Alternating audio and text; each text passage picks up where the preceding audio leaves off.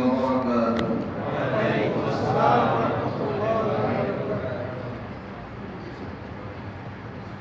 الحمد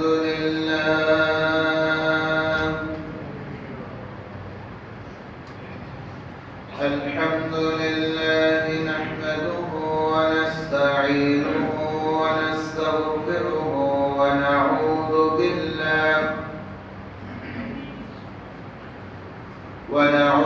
بالله من شرور أنفسنا.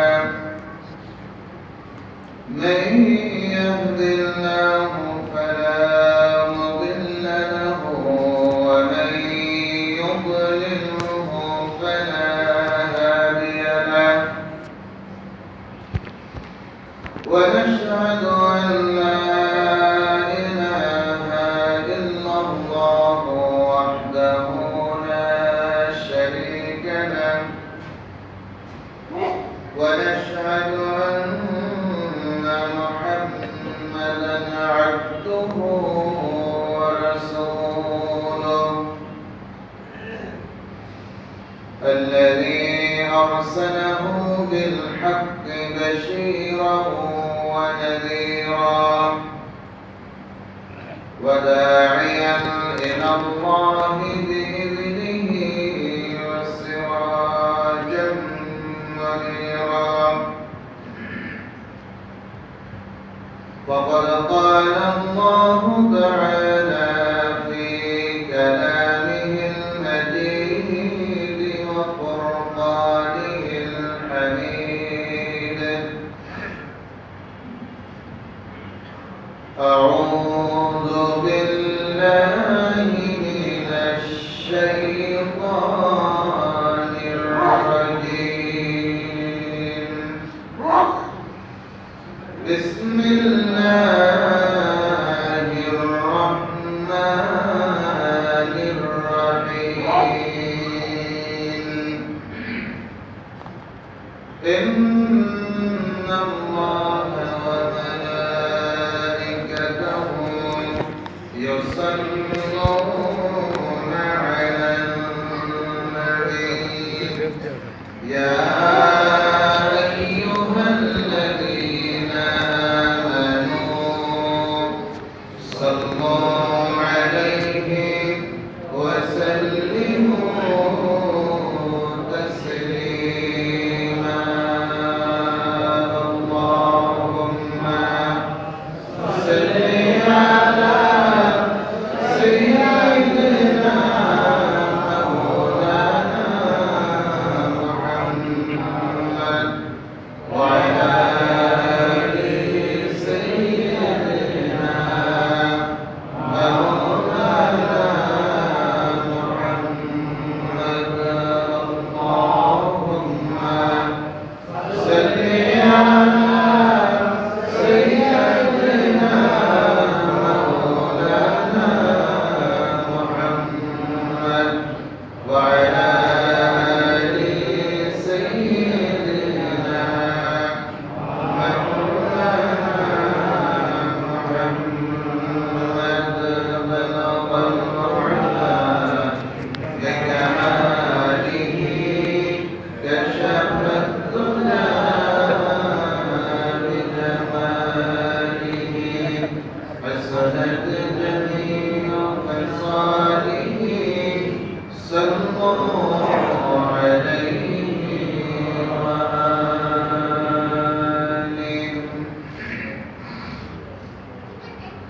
الحمد لله আল্লাহ রাব্বুল ইজ্জত ওয়াল জালালের দরবারে অসংখ্য অগণিত শুকরিয়া জ্ঞাপন করছি যে মহান মাবুদ আমাদেরকে সুস্থ রেখে ভালো রেখে মাহে রমজান পালন করার তৌফিক দান করেছেন। মাহে রমজানের জুমার নামাজ আদায়ের উদ্দেশ্যে আল্লাহ পাক রব্বুল আলামিনের ঘরে উপস্থিত হওয়ার তৌফিক দান করেছেন। সেজন্য সেই মহান মাবুদের দরবারে কালিমাতুশ শুকর আদায় করছি সকলে মনের থেকে মহব্বতের সাথে। ওয়ালিদাইন একযোগে পড়ে নিচ্ছি আলহামদুলিল্লাহ। মাহে রমজান আল্লাহ পাক রব্বুল আলামিন উম্মতে মুহাম্মাদি সাল্লাল্লাহু আলাইহি ওয়াসাল্লামকে রহমত দিয়ে, বরকত দিয়ে, মাগফিরাত দিয়ে, নাজাত দিয়ে ভরপুর করে উপস্থাপন করেছেন বলে আলহামদুলিল্লাহ। আল্লাহ পাক রব্বুল আলামিন কোরআনে কারীমে সেজন্যই বলেছেন, ফামান শাহিদা মিনকুম আশ-শাহরা ফালিয়াসুমহু, যে ব্যক্তি রমজান মাসকে পাবে সে যেন অবশ্যই রোজা পালন করে। এটা মহান আল্লাহ সুবহানাহু ওয়া তাআলা তার বিধান। এই রমজান আল্লাহ পাক রব্বুল আলামিন একসাথে এক মাস আমাদেরকে দিয়েছেন। হয়তো কেউ কেউ বলে থাকেন যে এক মাস একটানা রোজা রাখা অনেকটা কষ্টকর, সেই জন্য বিভিন্ন অজুহাত দিয়ে রোজা পালন করে না, রোজা রাখেন। কিন্তু আল্লাহ পাক রব্বুল আলামিন দেখুন মানুষকে সুস্থ করার জন্য, যখন অসুস্থ হয় তখন সুস্থ করার জন্য বা সুস্থ হওয়ার জন্য সে হাসপাতালে ভর্তি হয় না? হাসপাতালে ভর্তি করার পরে দেখবেন প্রথম কাজই হলো স্যালাইন দেওয়া। রোগ যাই থাক সারাক্ষণ গিয়ে দেখবেন ম্যাক্সিমাম টাইম স্যালাইন দেওয়া থাকে। এখন স্যালাইন শরীরে যে পুশ করে কষ্ট হয় না? রক্ত লাগলে রক্ত দিতে হয়, সেটা কি পদ্ধতিতে দেয়? মানে শরীর কাজ করে ঢুকে যায় নাকি সিরিঞ্জ দিয়ে সুই দিয়ে রগের মধ্যে ছিদ্র করে তারপরে স্যালাইন দিতে হয়? ব্যথা একটু লাগে না? ইনজেকশন দিতে হয়, সকালে দিতে হয়, দুপুরে দিতে হয়, বিকালে দিতে হয়, এমনকি 5টা 6টা 7টাও করে নিতে হয় রোগ অনুযায়ী। তাহলে এই যে ইনজেকশন দিচ্ছে, ব্যথা পাচ্ছে না? এখন রোগী যদি বলে যে এইসব চিকিৎসা আমি পছন্দ করি না, এটা আমার জন্য কষ্ট হয়, আমাকে রিলিজ করে বাসায় চলে যায়, সে কি সুস্থ হতে পারবে? না, পারবে। ঠিক তদ্রূপ ভাবে আল্লাহ পাক রব্বুল আলামিন বছরে 12টি মাস দিয়েছেন। 11টি মাস আমরা জীবন যাপন করেছি, কোন নিয়ম পালন করি নাই। করেছি? একমাত্র ডায়াবেটিসের রোগী যারা আছেন তারা একটু নিয়ম পালন করেন, খাওয়া দাওয়া হিসাব নিকাশ করে করেন, কেন? ওই রোগ যাতে না বাড়ে সেজন্য। কিন্তু আমরা যারা সুস্থ আছি কোন খাবারের ব্যাপারে নিয়ন্ত্রণ, সামনে যা আসছে সবই তো খেয়ে নিচ্ছি। এখন খেতে খেতে আমাদের পাকস্থলী দুর্বল হয়ে গেছে, হার্ট দুর্বল হয়ে গেছে, লিভার দুর্বল হয়ে গেছে, শরীরের অঙ্গ প্রত্যঙ্গ সবই দুর্বল হয়ে গেছে, রক্তে কোলেস্টেরল জমা হয়ে গেছে। তো এই যে 11 মাসের অসুস্থতা, বলবেন আমি তো সুস্থ আছি না, আমি কেউ সুস্থ না। যে কোনো সুস্থ মানুষ আপনি টেস্ট করতে যান, দেখবেন রোগ ধরা পড়বে, পড়বে না? পড়বে। আমার এক বন্ধু বলছিলেন যে আপনি যে কোনো সময় এনজিওগ্রাম করাবেন, দেখবেন কোনো না কোনো রোগে ব্লক পাওয়া যায়। তবে সেটা বড় কিছু নয়, এটা এমনি হয়, আবার এমনিতেই আল্লাহ পাক রব্বুল আলামিন শুকাইয়া দেন। ধরে বলি সুবহানাল্লাহ। এইরকম টেস্ট করলেই হয়। আল্লাহ পাক রব্বুল আলামিন রমজানের রোজা এটি ফরজ করেছে। রোজা যখন পালন করবে তখন এই যে দীর্ঘ সময় না খেয়ে থাকা, পাপ কাজ থেকে বিরত থাকার মাধ্যমে আল্লাহ পাক রব্বুল আলামিন শরীর থেকে যত হারাম জিনিস জমা হয়েছিল বা জমা হয়ে আছে, আল্লাহ পাক সব কিছু রমজানের উসিলায় মাফ করে দেন। জোরে বলুন সুবহানাল্লাহ। করেন 1 মাস রমজানের হাসপাতালে ভর্তি আছে। কিসের হাসপাতালে? রমজান মাসের হাসপাতালে 1 মাস কি আছে? ভর্তি আছে। গর্বের হুজুর ইফতারের সময় তো কোনো বাজ কথা কই না, যা পাই সবই খান। কখন খাবেন? শরীরের চাহিদা আছে। তার কারণ দীর্ঘক্ষণ না খেয়ে থাকলে ক্ষুধা বেশি লাগে না? ক্ষুধা যখন লাগবে তখনই তো খেতে হবে, নাকি? আর আমরা কি করি? আমরা খাই চোখের ক্ষুধা, পেটের ক্ষুধায় খাই। ক্ষুধা নাই, তারপরে চিন্তা করি কি সুন্দর মুরগির রোস্ট আমার সামনে দিয়ে চলে যাচ্ছে, এইটা ছেড়ে দেবো, যাই অন্তত 2টা কামড় হইল দেখ। তারপর বন্ধু বলতে যে অবস্থা চা খাই না, পেটটা ভরা, এখন খাবো না। আসলে তো খাওয়া উচিত না। তারপর চিন্তা করবো যা দুধ চাইতে খাওয়াবো। বললেন দুধ চা যখন খাওয়াবে তখন একটু খাওয়াই যায়, ঠিক কিনা? সাথে আবার বলে একটা বিস্কুট না, একটা খাবো কেন, খেলে 2টাই খেতে হবে। নতুবা আবার একটা খাবো না যে পানিতে পড়লে মারা যাবে, এরকম একটা কুসংস্কার আছে না, যে একটা খাইলে একবার দেয় না, একটা খায় না, এরকম বিভিন্ন কুসংস্কার কি আছে। এগুলি হলো খাওয়ার একটা পলিসি, একটি ধারণা।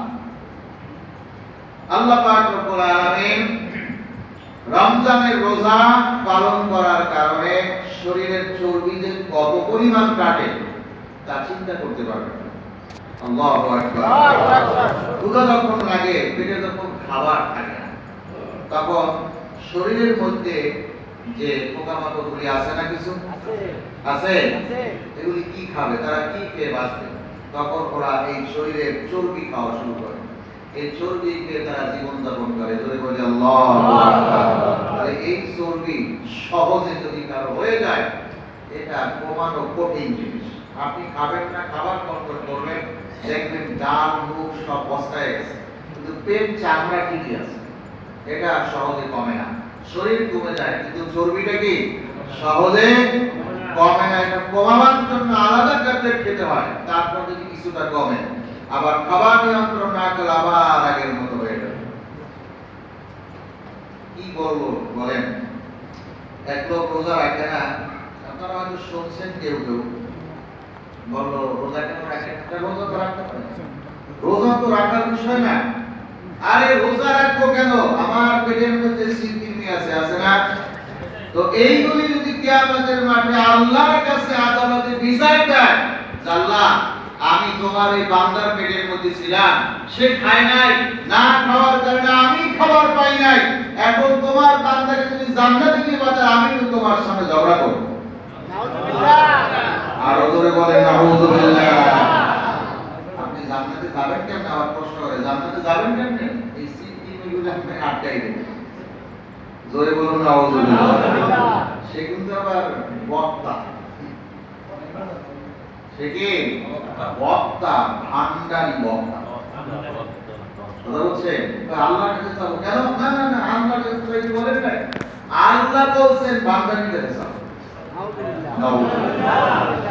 অথচ রাসূল পাক সাল্লাল্লাহু আলাইহি ওয়াসাল্লাম বলেছেন, তোমার যদি একটা স্যান্ডেলের ফিতা, তুচ্ছ একটা জিনিস, সেটাও যদি প্রয়োজন হয়, চাওয়ার প্রয়োজন হয়, তুমি আগে আল্লাহর কাছে বলো, আল্লাহ আমার এই জিনিসটা দরকার, তারপর তুমি এটা সংগ্রহ করার কাজে নেমে যাও। আল্লাহ পাক রব্বুল আলামিন তোমার এই ছোট্ট জিনিসটাও সংগ্রহ করার ব্যবস্থা করে দিবে। জোরে বলুন সুবহানাল্লাহ। রমজান, রোজা এবং কোরআন, এই রোজার সাথে কিসের সম্পর্ক? কোরআনের সম্পর্ক। রমজানের সম্মান বেড়েছে কোরআনের সম্মানের কারণে, লাইলাতুল কদরের সম্মান বেড়েছে কোরআনের সম্মানের কারণে। সুতরাং যারা কোরআনের আমল করবে, আল্লাহ পাক রব্বুল আলামিন কোরআন আমল করার কারণে তাদের মর্যাদাও অনেক গুণে বাড়িয়ে দিবেন। জোরে বলুন সুবহানাল্লাহ। এই যে রোজা পালন করতেছি, কোথায় আছে? কোরআনে আছে। কোথায় আছে? কোরআনে কারিমে আছে। সুতরাং কোরআন যার মধ্যে থাকবে তার মর্যাদা আল্লাহ পাক রব্বুল আলামিন বাড়িয়ে দিবেন।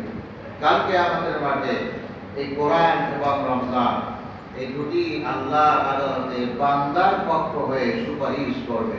জোরে বলুন সুবহানাল্লাহ। রাসূল পাক সাল্লাল্লাহু আলাইহি ওয়াসাল্লাম বলেছেন, আল্লাহ পাকের হাবিব বলেন, আসসিয়ামু কিয়ামা, কোরআন এবং সিয়াম রোজা এই দুইটি বান্দার জন্য কিয়ামতের দিন আল্লাহ পাক রব্বুল আলামিন আদালতে সুপারিশ করবে। ওয়া ইয়াকুলু সিয়াম, রোজা বলবে, সিয়াম বলবে, আয় রব্বি ইন্নী মানাতুহু আত-তাআমা ওয়াশ-শাহওয়াতা ফিন-নাহার ফাশাফিনি, বলবে রব্বুল আলামিন তোমার এই বান্দাকে আমি দিনের বেলায় যাবতীয় পানাহার এবং যাবতীয় পাপাচার থেকে বিরত রেখেছিলাম, সুতরাং তোমার বান্দার জন্য তোমার কাছে আমি রোজা সিয়াম তার পক্ষ হয়ে তার বান্দার জন্য সুপারিশ করতেছি। জোরে বলুন সুবহানাল্লাহ। ওয়া ইয়াকুলুল কোরআন, কোরআন বলবে, আয় রব্বি ইয়া আমার রব ইন্নী মানাতুহুন নাওম ফিল লাইল, আমি তোমার বান্দাকে রাতের বেলায় ঘুমাতে দেই নাই, ঘুমাতে যাওয়ার কথা, বিভিন্ন কাজ করার কথা সেটা আমি করতে দেই নাই, আমাকে দাঁড়িয়ে দাঁড়িয়ে নামাজের মধ্যে তেলাওয়াত করেছে, করছে কিনা জোরে বলুন, করে কিনা? করে। আমার ভাইরা, নামাজের মধ্যে যতক্ষণ পর্যন্ত কোরআনে কারীম তেলাওয়াত হয়, যতগুলি অক্ষর তেলাওয়াত করা হবে, যতগুলি শব্দ তেলাওয়াত করা হবে, প্রত্যেকটি শব্দ, প্রত্যেকটি অক্ষর আল্লাহ পাক রব্বুল আলামিনের আদালতে বান্দার পক্ষ হয়ে সুপারিশ করবেন। জোরে বলুন সুবহানাল্লাহ। প্রত্যেকটি অক্ষর সুপারিশ করবে। শব্দ বলবে আল্লাহ আমাকে এত শব্দ আমাকে তেলাওয়াত করেছে, আমার তেলাওয়াত শুনেছে।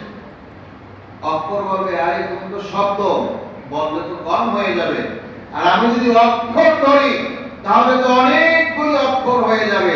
এই প্রত্যেকটি অক্ষর আমার আপনার জন্য সুপারিশ হয়ে যাবে, নাজাতের ফয়সালা হয়ে যাবে। জোরে বলুন সুবহানাল্লাহ। আল্লাহ পাক রব্বুল আলামিন আয়ুশাফিয়ান, দুই জনার সুপারিশ, তার মানে সিয়াম রমজানের সুপারিশ এবং কোরআনের সুপারিশ আল্লাহ পাক রব্বুল আলামিন গ্রহণ করে নেবেন। জোরে বলুন সুবহানাল্লাহ। এই রোজা এত ফজিলত, তারপরেও মানুষ বিভিন্ন অজুহাত দিয়ে রাখতে চায় না, গোপনে গোপনে খায়, খায় না? পর্দা দিয়ে খায়, আড়াল করে খায়, কেউ যাতে না দেখে। ও মনে করছে কেউ দেখে না। নাউযুবিল্লাহ। যার দেখা দরকার সে দেখেন না, তিনি দেখেন কিনা? কিভাবে খাচ্ছ?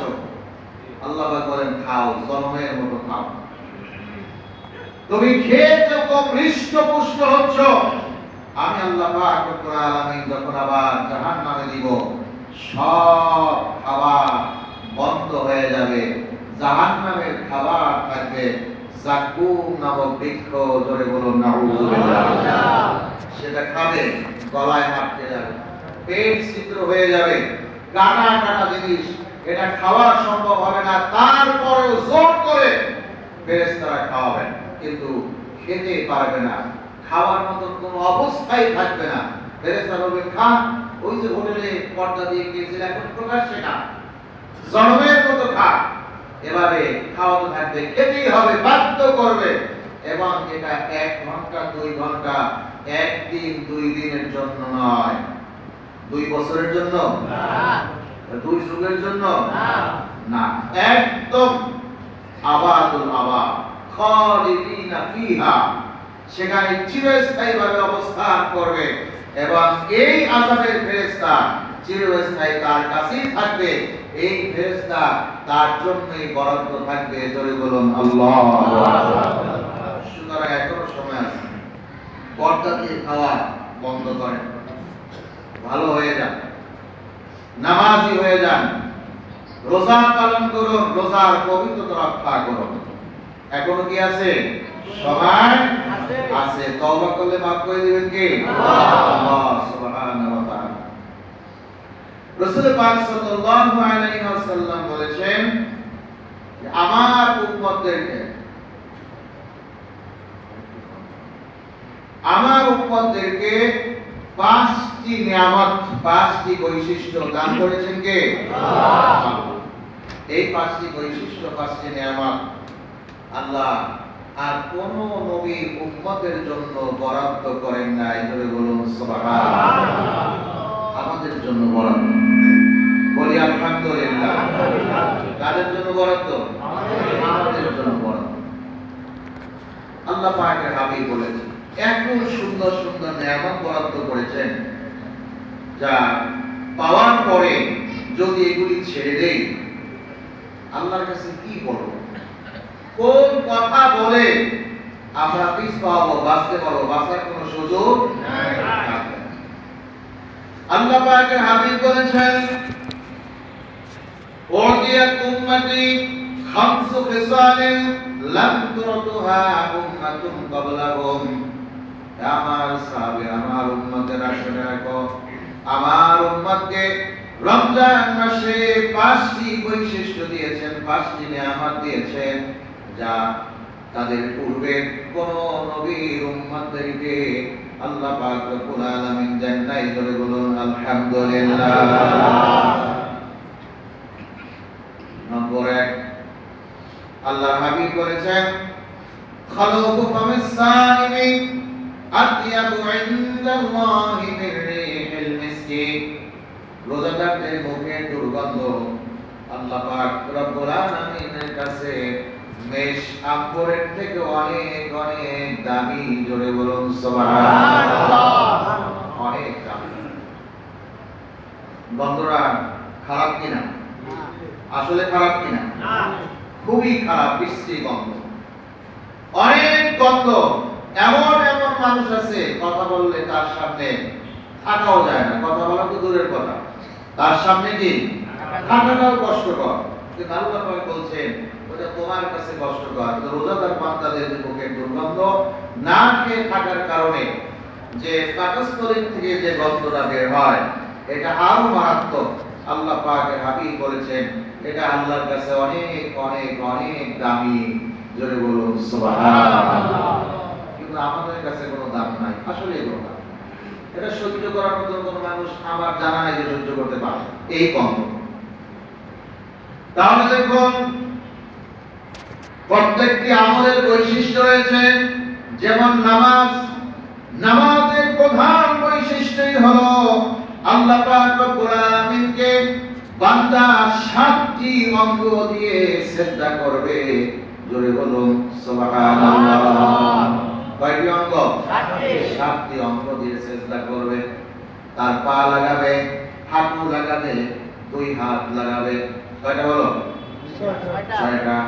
আর মাথা এবং নাক এই দুইটা যেহেতু কাছাকাছি একসাথে সেজন্য একটা ধরা হয়েছে। এই 7টি অঙ্গ জমিনের মধ্যে ঠেকাবে। আল্লাহ পাক রব্বুল আলামিনের কাছে যেমন সাক্ষী রাখবে রব্বুল আলামিন আমার কাছে হাজিরা দেওয়ার জন্য কোন কাগজ কলম নাই। রব্বুল আলামিন এই গোটা পৃথিবীটাকে আমি কাগজ মনে করছি, আর আমার না কপালটাকে আমি কলম মনে করতেছি। তোমার দেওয়া কুদরতি নাক আর কপাল দিয়ে তোমার কুদরতি কাগজের মধ্যে আমি একটি জলসা দিয়ে রাখলাম। জোরে বলুন সুবহানাল্লাহ। এটাই আল্লাহর কাছে সবচেয়ে অধিক প্রিয়। নামাজের মধ্যে এটাই হলো প্রধান। জোরে বলি আলহামদুলিল্লাহ। ঠিক তদ্রূপভাবে হজ করতে যাবেন, হজের মধ্যে আল্লাহ পাকের কাছে একটি বিশেষ দামি বৈশিষ্ট্য রয়েছে। সেটি হলো হাজিরা গোসল ঠিক মতো করতে পারে না, খাওয়া ঠিক মতো করতে পারে না, শুধু 2টা কাপড় পরিধান করে পুষ্প অবস্থা, মাথার চুলগুলি এলোকেশ, ধুলায় মলিন, ধুলায় ধূসরিত, সবার কাছে অপছন্দনীয় হলেও আল্লাহ পাক বলছেন ওই যে মাথার মধ্যে ধুলা, এই ধুলাটা তো শুধুমাত্র আমার জন্য। জোরে বলুন কার জন্য? আল্লাহর জন্য। চুল আশ্রাতে পারে না আমার জন্য, দাড়ি আশ্রাতে পারে না আমার জন্য, তেল দিতে পারে না আমার জন্য, সুগন্ধি ব্যবহার করতে পারে না আমার জন্য। সুতরাং এই হজ করতে এসে দীর্ঘ পথ অতিক্রম করতে গিয়ে ঘর্মাক্ত হয়ে যায়, শরীরে ময়লা হয়ে যায়, মাথার চুলগুলি উস্কো খুস্কো হয়ে যায়, এলোকেশি হয়ে যায়। রব্বুল আলামিন বলছেন ওই এলোকেশি উস্কো খুস্কো গায়ের ধুলাবালি গুলো আমি আল্লাহ পাক রব্বুল আলামিন আমার কাছে অনেক অনেক দামি, জোরে বলুন সুবহানাল্লাহ। ঠিক তদ্রূপভাবে দামি রোজাদারদের মুখে দুর্গন্ধ, এটাই হলো তার প্রধান বৈশিষ্ট্য। এটা আল্লাহ পাকের কাছে অনেক অনেক দামি, জোরে বলি আলহামদুলিল্লাহ। এখন তাই বলি কি মেসওয়াক করব না?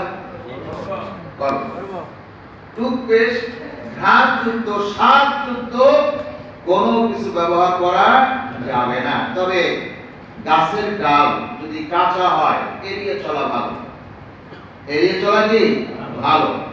আর যদি মেসওয়াক না থাকে তাহলে আপনার যে ব্রাশ আছে সেটা দিয়ে দুই একটা ঘষা দিবেন, আবার বেশি পরিমাণে ঘষে রক্ত বের করে ফেলবেন না, দুই একটা ঘষা আপনি দিতে পারবেন। মেসওয়াক করাটাই কি উত্তম। এই মেসওয়াকটা কেন করব? মেসওয়াক করব রাসূল পাক সাল্লাল্লাহু আলাইহি ওয়াসাল্লামের সুন্নাত পালন করার নিয়ত, নাকি অন্য কিছু না? সুন্নাত পালন করার নিয়ত। আবার এটা করা যাবে না যে দুর্গন্ধ আল্লাহর কাছে অনেক প্রিয়, যাক কিছু করব না, মুখ বন্ধ করে থাকবো, আরো বেশি দুর্গন্ধ হোক, এটা কিন্তু আবার করা যাবে না। মনে থাকবে তো? তাহলে কয়টা পেলাম? এক। দুই নম্বরে বলেছেন রাসূল পাক সাল্লাল্লাহু আলাইহি ওয়াসাল্লাম ওয়া তাস্তাগফিরু লাহুমুল মালাইকাতু হাত্তা ইফতিরু। রোজাদার বান্দারা যতক্ষণ পর্যন্ত ইফতার হাতে নিয়ে মুখে না দেয় ততক্ষণ পর্যন্ত আল্লাহ কাছে, আল্লাহর নিকটে রোজাদার বান্দাদের পক্ষ হয়ে মাগফিরাত কামনা করতে থাকেন, জোরে বলুন সুবহানাল্লাহ। আমি আপনি ভুলে যাই, ক্ষুধার যন্ত্রণা ভুলে যাই, কখন আযান দিবে এই চিন্তায় মগ্ন থাকি। ফেরেশতারা তাদের শুধু খাওয়া মানে দাওয়া নাই, ওরা বলে আল্লাহ তোমার বান্দা দেখো এত ক্ষুধার্ত, শুধু তার ধ্যান খেয়াল মন মানসিকতা সব খাবারের মধ্যে, ও তো এখন তোমার কাছে ক্ষমা চাওয়ার সুযোগ পায় না। আল্লাহ তোমার এমন রোজাদার বান্দাদের পক্ষ হয়ে আমরা তোমার কাছে ক্ষমা চাই, তুমি তাদেরকে মাফ করে দাও, জোরে বলুন সুবহানাল্লাহ। এরকম অসংখ্য ফেরেশতা আল্লাহ পাক রব্বুল আলামিন প্রত্যেক রোজাদার বান্দাদের সাথে দেওয়া আছে, এবং দায়িত্বই হলো যে এই রোজাদার বান্দার পক্ষ থেকে আমার কাছে ক্ষমা চাও, তোমার দায়িত্ব। এবং একটি দিন একদম একটি মাস বরাদ্দ আপনার কাছেই থাকবে। বেতন কি আপনি দিবেন? বেতন দিবেন? বেতন তো দেওয়ার সুযোগ নাই। আল্লাহ পাক রব্বুল আলামিন এত মর্যাদা রোজাদার বান্দাদের জন্য করেছেন। তিন নম্বরে বলেছেন আল্লাহু আজ্জা ওয়া জাল্লা ফি কুল্লি ইয়াউমিন জান্নাতাহু। আল্লাহ পাক রব্বুল আলামিন রোজাদার বান্দাদের জন্য যে জান্নাতটা বরাদ্দ করবেন সেই জান্নাতটাকে আল্লাহ সুবহানাহু ওয়া তাআলা প্রত্যেকদিন সুসজ্জিত করেন, সাজাতেই থাকেন, সাজাতেই থাকেন, জোরে বলুন সুবহানাল্লাহ। প্রত্যেকদিন সাজিয়ে সাজিয়ে দেখেন গতকাল থেকে আজকে কেমন হলো, তারপরের দিন কেমন হলো, তারপরের দিন কেমন হলো, নিজেই সাজান, আবার নিজেই দেখেন, নিজেই প্রশংসা করেন, জোরে বলুন সুবহানাল্লাহ। এখন চিন্তা করেন কেমন জান্নাত আল্লাহ দিবেন, এটা মানুষের কল্পনার বাইরে। আল্লাহ পাকের হাবিব বলেছেন, হাদিসে কুদসি আল্লাহ পাক বলেন, আ'দাতু লিবাদিয়াস সালিহিন, আমি আমার বান্দাদের জন্য, নেককার বান্দাদের জন্য এমন জান্নাত প্রস্তুত করেছি, মা লা আইনুর রাআত, যা পৃথিবীর কোন চোখ কোনদিন দেখে নাই। দেখছেন? না। ওয়ালা উযুনুন সামিআত, এবং এই জান্নাতের মধ্যে কত নাজ নেয়ামত দিয়েছি তা তার কান কোনদিন শুনে নাই। ওয়ালা ফাতারা আলা কলবি বাশার, এবং মানুষের অন্তঃকরণ কোনদিন কল্পনাও করে নাই, কোনদিন চিন্তাও করে নাই।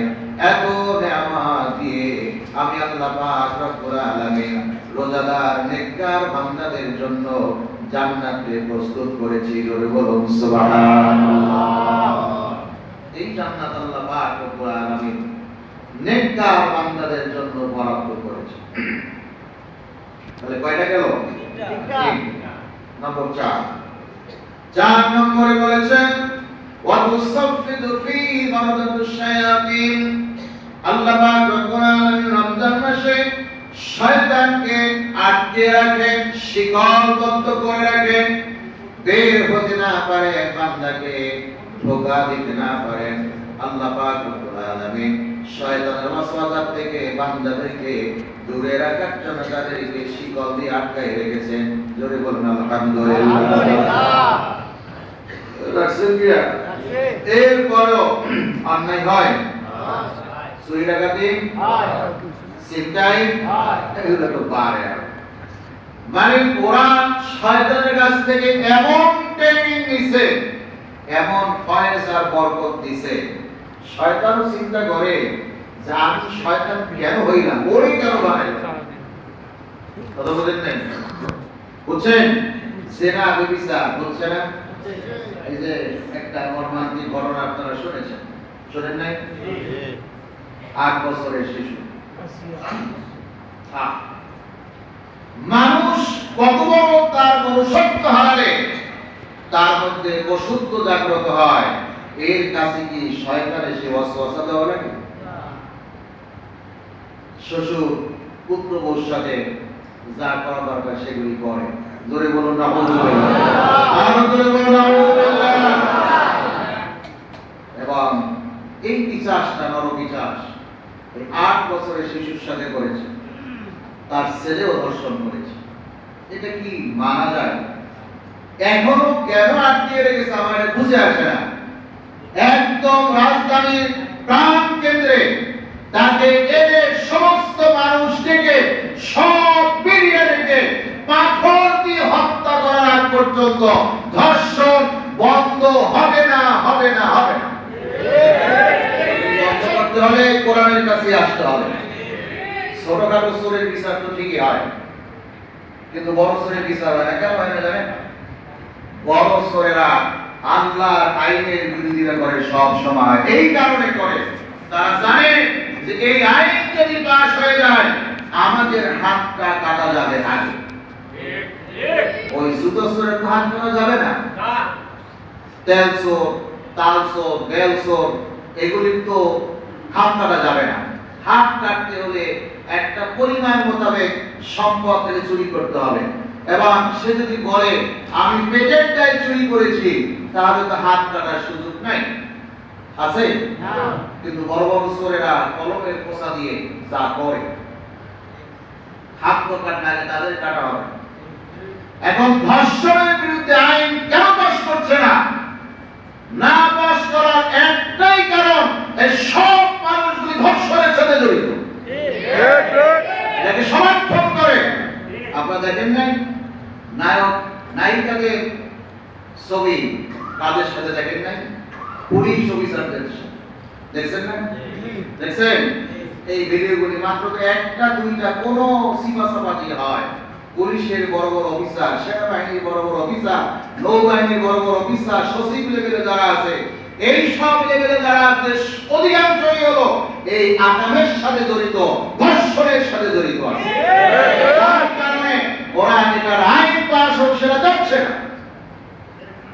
আল্লাহ পাক হাবিব বলেছেন ইউসাফিদু ফিহি মারাদাতুশ শায়াতিন, শয়তানকে শিকলবদ্ধ করা হয়েছে।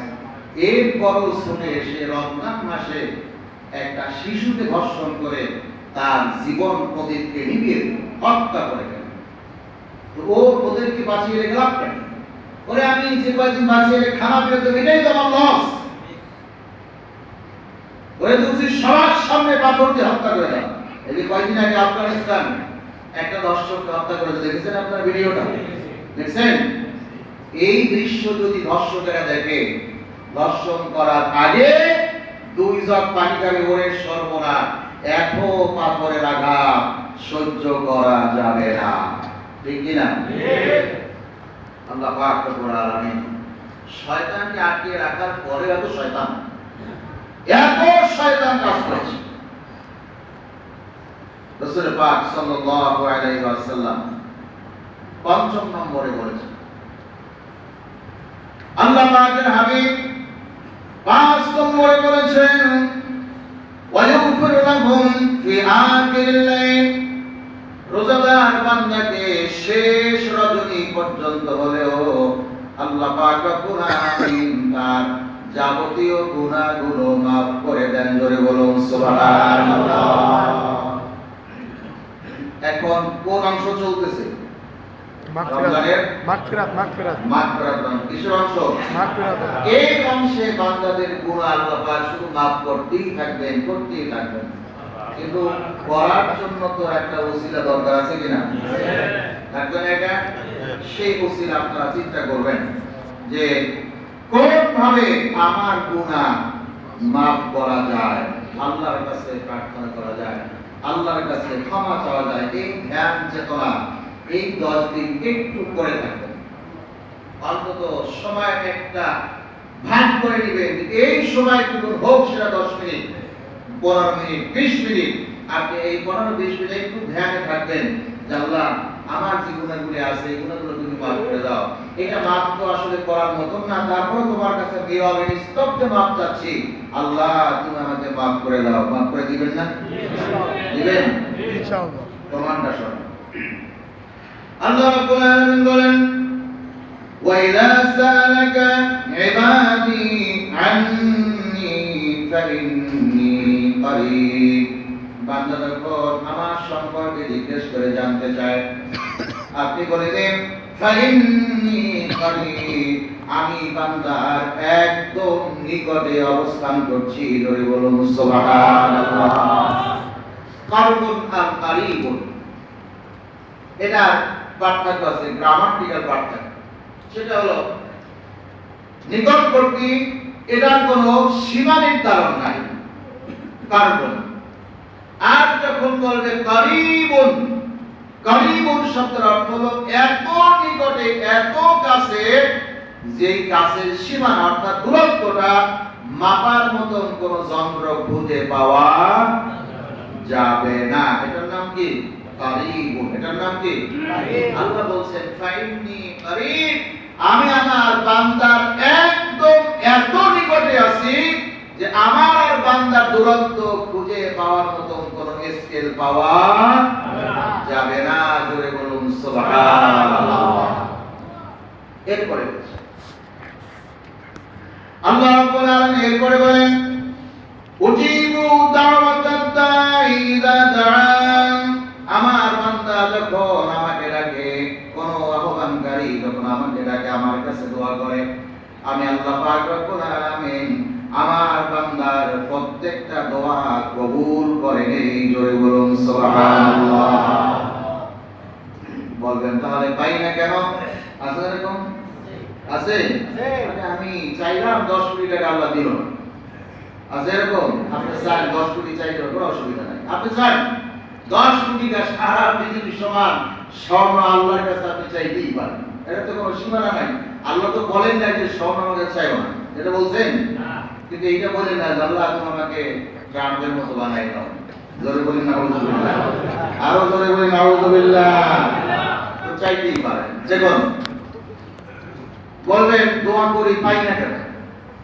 আপনার সন্তান বয়স 7 বছর, 8 বছর, 9 বছর, এরা তো ভালো মন্দ বোঝে না। বোঝে কোনটা খারাপ হবে, কোনটা ভালো হবে জানেন?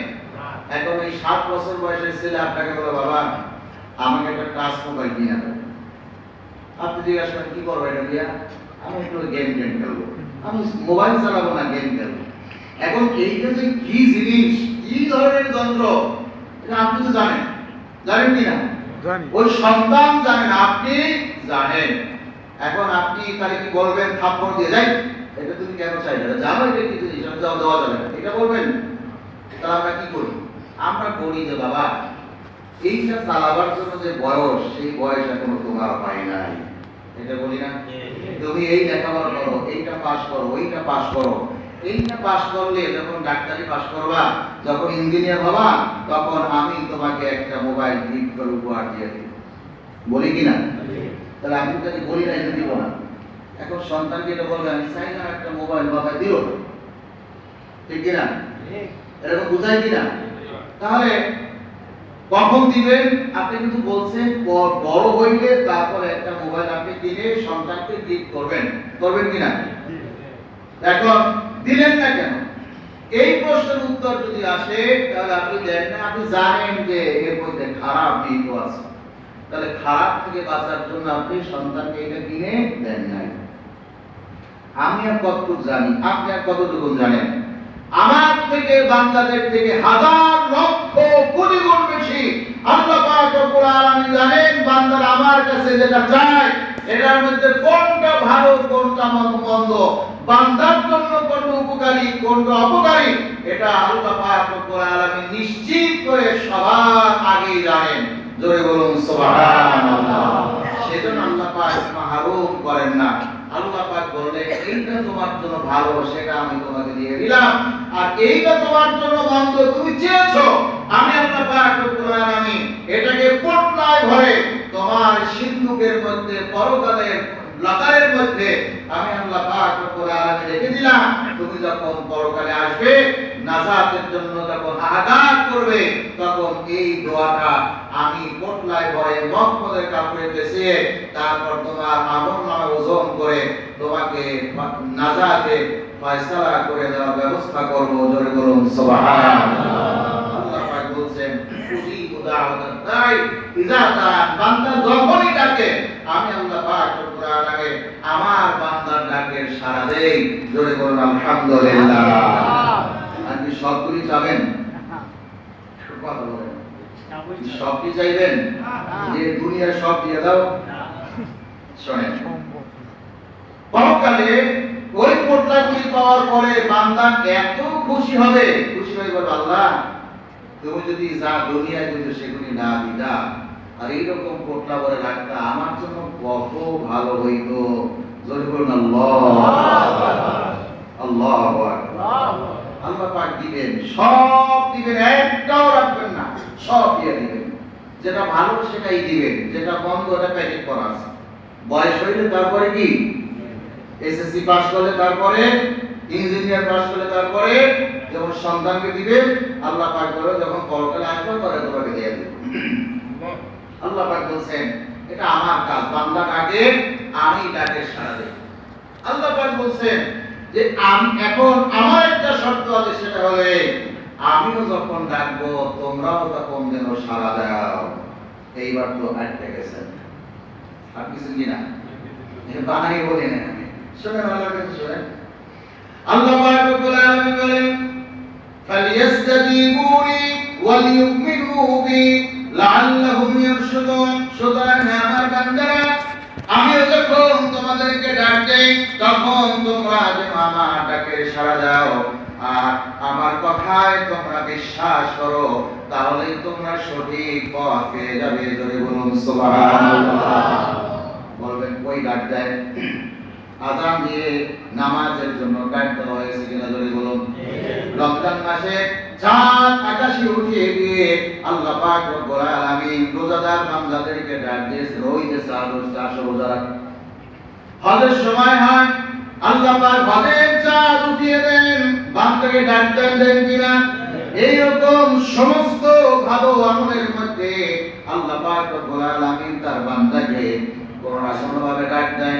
আল্লাহ পাক বলছেন আমার বান্দারা যেন আমার ডাকে সাড়া দেয়, আমার উপরে বিশ্বাস রাখে, আস্থা রাখে, আর অবশ্যই তাহলে তারা সঠিক পথ পেয়ে যাবে।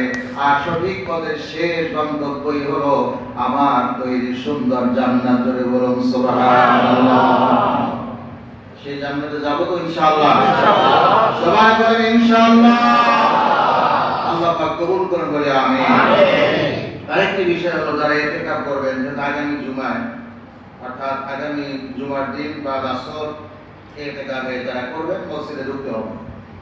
তো ফজিলাতুল ইনশাআল্লাহ ওই সময় বলা আজকে এমনি দেরি হয়ে গেছে, ওই সময় বলবো ইনশাআল্লাহ। তো যারা ইতিকাফ করবেন আমি ইনশাআল্লাহ আছি আপনাদের সাথে। যারা ইতিকাফে আসবেন জুমার দিন, আগামী জুমার দিন বা আসর ইফতারের পূর্বেই মসজিদে প্রবেশ করবেন বলি ইনশাআল্লাহ। যে যারা সুন্নাত করি নাই সুন্নাত করি নাই